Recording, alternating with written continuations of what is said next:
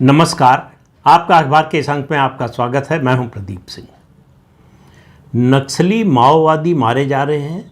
मैं तो कहता हूं इनको नक्सली और माओवादी कहना ही नहीं चाहिए, इनको कहना चाहिए आतंकवादी। ये बेसिकली आतंकवादी हैं जो हथियार की सत्ता में विश्वास रखते हैं। हथियार के जरिए, सशस्त्र क्रांति के जरिए सत्ता परिवर्तन करना चाहते हैं। ये माओ की इस बात में, उस थ्योरी में विश्वास करते हैं कि सत्ता बंदूक की नली से निकलती है। ऐसे लोगों के साथ कोई नरमी क्यों होनी चाहिए। केंद्रीय गृह मंत्री अमित शाह ने पहले से घोषणा कर रखी है कि मार्च 2026 तक भारत नक्सल मुक्त हो जाएगा।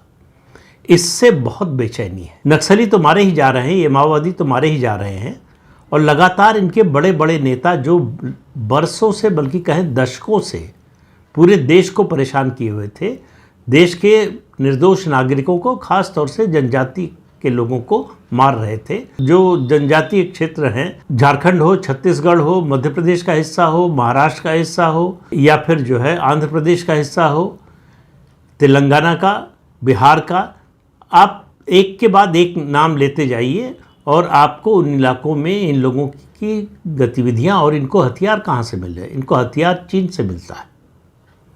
और इनको पैसा कहाँ से मिलता है? इनको पैसा भी विदेशों से मिलता है। और इन तक पैसा पहुँचाने वाले कौन हैं? इनके ओवरग्राउंड वर्कर्स, जिनको अर्बन नक्सल कहती है सरकार। ये अर्बन नक्सल दरअसल इनकी लाइफ लाइन है, इन माओवादियों की, इन आतंकवादियों की। जैसे जैसे ये मारे जा रहे हैं, इनमें बेचैनी बढ़ती जा रही है।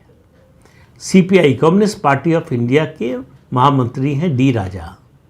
उनका बयान आप सुनेंगे तो आश्चर्य होगा कि किसी डेमोक्रेटिक कंट्री में, किसी स्वतंत्र देश में कोई नेता इस तरह का बयान कैसे दे सकता है। उन्होंने कहा कि सरकार को नक्सलियों की बात मान लेनी चाहिए। तो क्या बात मान लेनी चाहिए? कि सीज़ फायर की घोषणा कर देनी चाहिए। दो देशों के बीच युद्ध हो रहा है कि सीज़ फायर की घोषणा होगी। ये आतंकवादी हैं, देश के लिए खतरा हैं, देश के लिए नासूर हैं, इनका सफाया होना चाहिए। ख़त्म बात। ये बार बार सीज़ फायर की बात इसलिए करते हैं कि इनको तैयारी का मौका मिले। हथियार जुटाने, संसाधन जुटाने, नए रिक्रूटमेंट करने, उसके लिए समय चाहिए होता है। कश्मीर में भी आपको याद होगा, आतंकवादियों का, अलगाववादियों का ये तरीका होता था, ये स्ट्रेटजी होती थी कि सीज़ फायर की घोषणा कर दीजिए ताकि हम तैयारी कर सकें। ये कहते नहीं थे, लेकिन उसका इस्तेमाल उसी के लिए करते थे। इस बार सरकार ने कहा कि कुछ नहीं, या तो सरेंडर करो या मारे जाओ। और बड़ा स्पष्ट कर दिया कि मारने में कोई कोताही नहीं बरती जाएगी। जब सुरक्षा बलों के सामने गोली चलेगी तो उसका जवाब गोली से ही दिया जाएगा। तो डी राजा का कहना है कि अगर संविधान बचाना है, देश बचाना है, तो भाजपा को सत्ता से हटाना होगा। ये नहीं कह रहे हैं कि संविधान और देश को बचाना है तो इन आतंकवादियों को देश से मिटाना होगा। अब आप देखिए सोच का फर्क।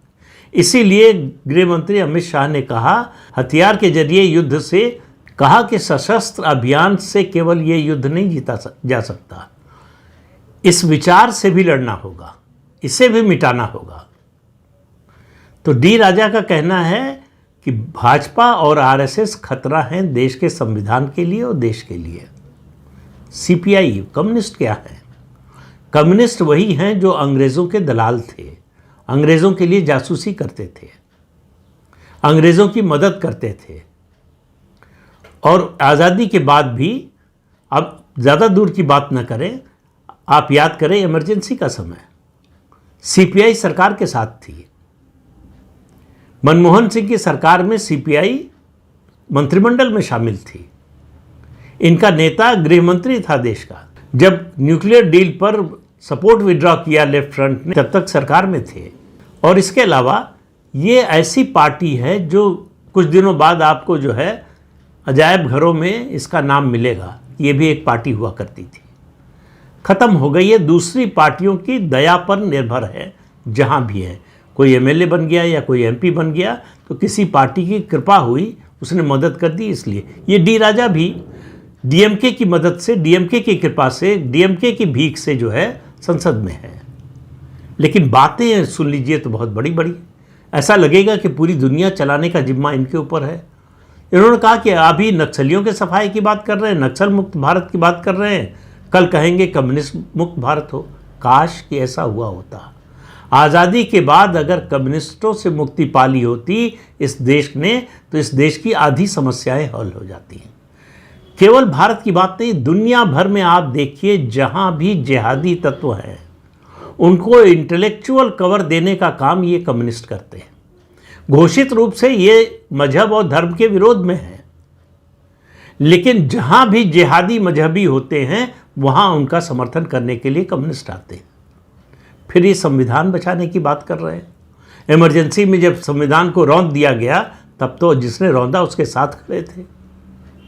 और डी राजा बताएं कि दुनिया का ऐसा कौन सा कम्युनिस्ट देश है जहां डेमोक्रेसी है?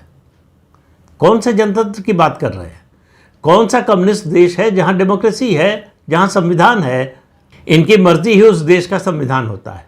तो ये जो, और आप याद रखिए, अभी बहुत पुरानी बात नहीं है, नरेंद्र मोदी के प्रधानमंत्री बनने के बाद भीमा कोरेगांव का जो कांड हुआ, उसके बाद जिन लोगों की गिरफ्तारी हुई, प्रधानमंत्री की हत्या की साजिश थी। प्रधानमंत्री की हत्या की साजिश रचने वालों के साथ ये कम्युनिस्ट खड़े हैं, बल्कि इन्हीं के भाई बंद हैं। हर तरह का समर्थन, चाहे इंटेलेक्चुअल सपोर्ट हो, और देश में नहीं दुनिया भर में इनके समर्थन में लेख लिखे जाते हैं, सेमिनार होते हैं, कार्यक्रम होते हैं। इनके समर्थन के लिए लोगों को जुटाया जाता है, अभियान चलाया जाता है। वो डी राजा कह रहे हैं कि इस देश को, अगर संविधान को इस देश के बचाना है तो भाजपा और संघ को बाहर करना होगा सत्ता से। भाजपा और संघ है, इसलिए इस देश का संविधान बचा हुआ है, इस देश में जनतंत्र बचा हुआ है। अगर कांग्रेस और कम्युनिस्टों की चलती तो कब का इस देश का संविधान खत्म हो जाता, जनतंत्र खत्म हो जाता। तो जो बात केंद्रीय गृह मंत्री अमित शाह ने कही है कि इस विचार से भी लड़ना होगा, वो बिल्कुल सही बात है। इसके प्रतिनिधि हैं डी राजा जैसे लोग। इस पार्टी का समापन होना जरूरी है, कम्युनिस्ट मुक्त भारत होना जरूरी है। ये कम्युनिस्ट ही हैं जिन्होंने सेकुलरिज्म का रोग लगाया है इस देश पर। ये कम्युनिस्ट ही हैं जो देश में जिहादी तत्वों को, कट्टरपंथी मुस्लिम तत्वों को बढ़ावा देते हैं। ये कम्युनिस्ट ही हैं जो उनके लिए कवर फायर देते हैं, जो उनका आंदोलन चलवाते हैं और आंदोलन में शामिल होते हैं। इनको भारत की कोई चिंता नहीं है। मैं इस बात का पहले भी जिक्र कर चुका हूं, फिर कर रहा हूं। तब कम्युनिस्ट पार्टी का विभाजन नहीं हुआ था 1962 में, जब भारत और चीन का युद्ध हुआ था। तब गोरखपुर में चीन की सीमा पर कम्युनिस्ट पार्टी के लोग फूल माला लेकर खड़े थे कि चीनी सेना प्रवेश करेगी भारत में तो उसका स्वागत करेंगे। ये है चरित्र कम्युनिस्ट पार्टी का। और भारत में नहीं, दुनिया भर में आप देखिए, और भारत में देखिए तो 34 साल लगातार पश्चिम बंगाल में इनका राज रहा।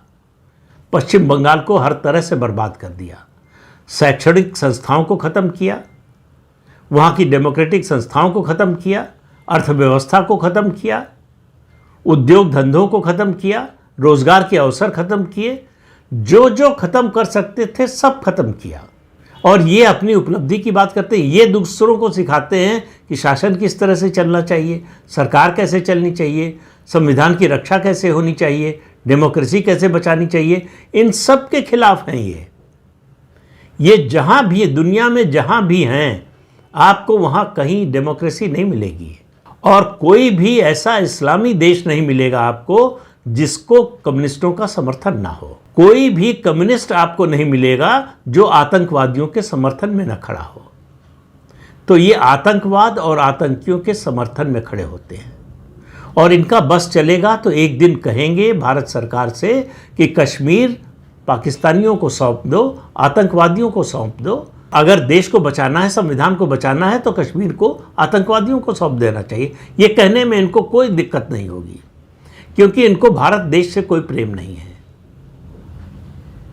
भारत के खिलाफ किसी हद तक जाने के लिए ये हमेशा तैयार रहते हैं। भारत विरोधी जितने अभियान आपको दुनिया भर में मिलेंगे, उसमें कम्युनिस्ट विचारधारा से जुड़े लोग आपको शामिल मिलेंगे। तो भारत की संस्कृति, सनातन धर्म, भारत की सभ्यता, भारत की जो सदियों की उपलब्धि है, उन सब के खिलाफ खड़े हैं ये लोग। सनातन धर्म की आलोचना, उसको नीचा दिखाने की कोशिश, भारतीय मेधा जो है उसको नीचा दिखाने की कोशिश, भारतीय संस्कृति को बदनाम करने की कोशिश, इस सब में कम्युनिस्ट आपको सबसे आगे दिखाई देंगे। और आज़ादी के बाद से ये लोग कम्युनिस्ट देशों की जो कम्युनिस्ट पार्टियां हैं उनके पैसों पर, उनके संसाधनों पर पलते रहे। लंबे समय तक सोवियत संघ के पैसे पर पलते थे, अब चीन के पैसे पर पलते हैं। आप कम्युनिस्ट पार्टी के किसी नेता से, छोटा हो, बड़ा हो, मझोला हो, राष्ट्रीय स्तर का हो, प्रदेश स्तर का हो, जिला स्तर का हो, ब्लॉक स्तर का हो, उससे चीन के खिलाफ एक बयान दिलवा कर देख लीजिए। चीन के खिलाफ कभी नहीं बोलेंगे, क्योंकि चीन इनका मददगार है। चीन से इनको पता नहीं किस किस तरह की मदद मिलती है। इनकी निष्ठा भारत के प्रति नहीं है, चीन के प्रति है, और दुनिया में जहां भी कम्युनिस्ट बच गए हैं वहां है। लेकिन इस देश के लोगों ने इस विचारधारा को अच्छी तरह से समझ लिया।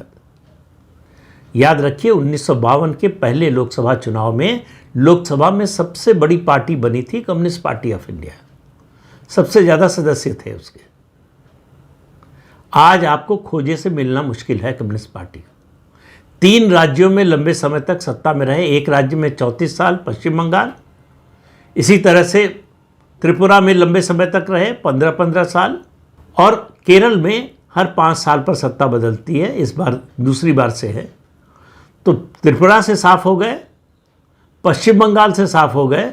पश्चिम बंगाल जहां 34 साल राज किया, आज विधानसभा में एक भी सदस्य नहीं है किसी भी कम्युनिस्ट पार्टी का, किसी धड़े का।